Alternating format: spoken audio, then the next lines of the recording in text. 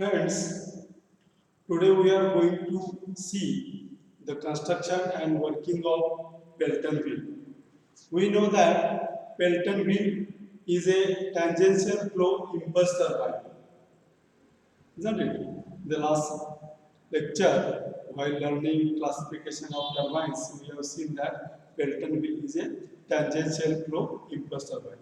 This turbine is developed by an engineer named Lester A. Pelton, who was an American engineer. In year 1880, he developed this turbine. So the turbine is named after his name. Okay. Now, if you see, we'll start from the penstock.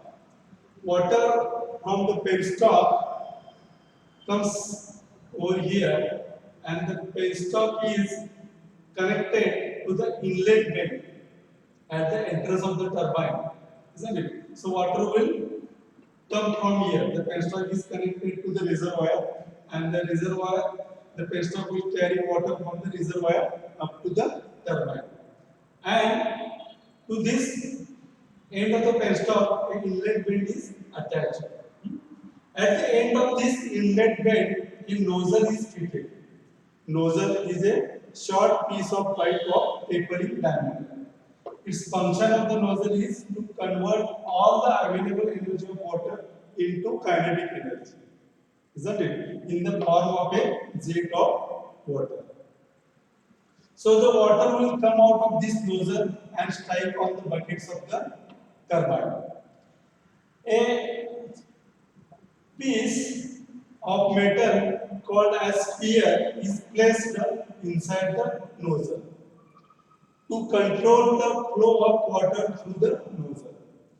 This sphere is supported here by the sphere rod support and can be moved in this direction with the help of this wheel. Suppose we want to close the total flow, we will move the sphere in the forward direction, so the passage of water will be closed and the quantity will be reduced. We can totally stop the flow of water and stop the turbine. So as we bring back this sphere by rotating this wheel, the nozzle will start opening and water will come out of this nozzle with high velocity and strike on the buckets. To know the position of the sphere in the nozzle, an indicator mechanism is shown over here. A scale is placed here. By knowing the position of the pointer on this indicator scale, we can know where the nozzle sphere is in the nozzle. So, if you want to close the nozzle, you have to move the pointer in this forward direction. If you want to open the nozzle, you have to move the sphere in the backward direction. The position of the sphere inside the nozzle will be shown by this indicator. Okay.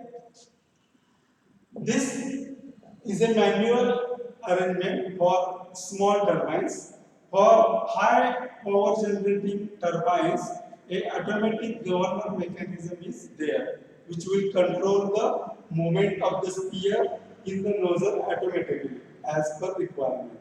If you want to increase the speed, you have to allow more amount of water to be coming out of this nozzle and so on. If you want to reduce the speed, you have to close the nozzle opening.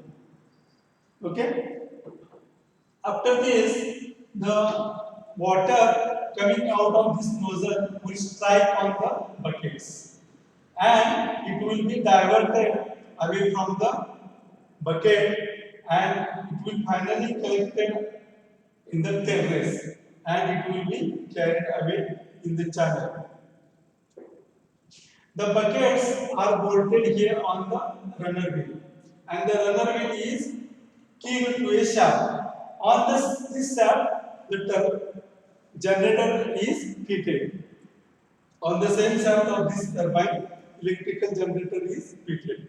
The electrical generator will generate electrical energy by taking input of this runner wheel, that is mechanical energy, in the form of rotation of the shaft. The runner will convert the hydraulic energy into mechanical energy, and the mechanical energy will be utilized by the electrical generator to generate electrical power. There is a casing around the turbine to avoid the splashing of water and avoid any accident. If suppose accidentally the blade cuts from the wheel or any other mechanical part is thrown away of the turbine, to safeguard the operators of the turbine, a casing is provided here. A braking jet is also provided on the casing in the opposite direction of the jet. Suppose we have stopped the water by closing the sphere, by bringing the sphere in the forward direction and closing the nozzle opening. Due to moment of inertia, the wheel may rotate for a long time. And if you want to the wheel to a halt in a short time, you have to use the braking jet. Braking jet will allow a jet of water on the back side of the wheels, and it will stop the wheel in a very short time. That is the function of the braking jet. Additional nozzle can be fitted at exactly the opposite position. Suppose this jet is striking here in this direction. If you want to put another jet of water for running the turbine, you have to put it here in this direction. So the another jet mechanism you have to be installed here, so that the power generated by the turbine can be increased. For horizontal shaft impulse turbine, there are maximum two number of water jets or nozzles can be fitted. For vertical shaft arrangement of the impulse turbine, you can increase number of jets up to 6. In that vertical arrangement, it is possible. So the buckets, if you observe, are slightly curved back or bent back in this direction, like this, so that the water after striking the bucket will be diverted here to the tailrace, not towards the wheel. If it is diverted towards the wheel, it will reduce the power generated. It will make a hydraulic loss. To avoid this loss, the water is diverted towards the tailrace. If you see the shape of the bucket, it is like this. It has two semi-ellipsoidal cups. The shape is like this. This is a splitter, and there are two cups. This is front view and this is sectional top view. The jet will strike on the bucket here,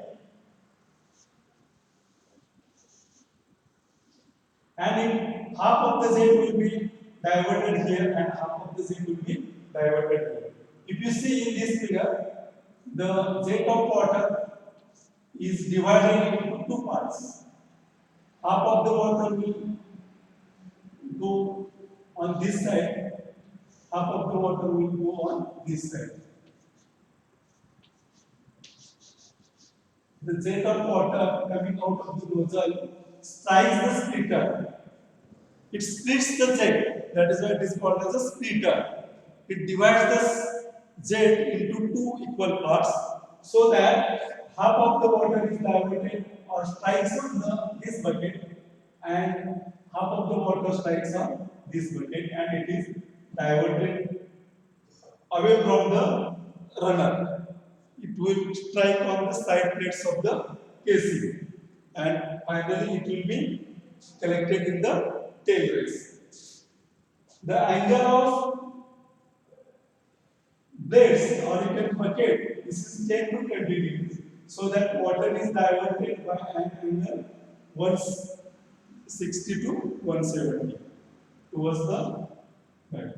The reason of making two semi-ellipsoidal curves is that the side thrust on the shaft is nullified by the counter balance force of the jet. There will be some axial component of the water jet which will create axial thrust on the shaft. This axial thrust is nullified when the jet has divided into two parts. Understood? That is why these two semi-ellipsoidal curves are provided. One more thing, a notch is provided at the end of the bucket. Here, a notch is provided at the tip of the bucket. Every bucket has a notch like this.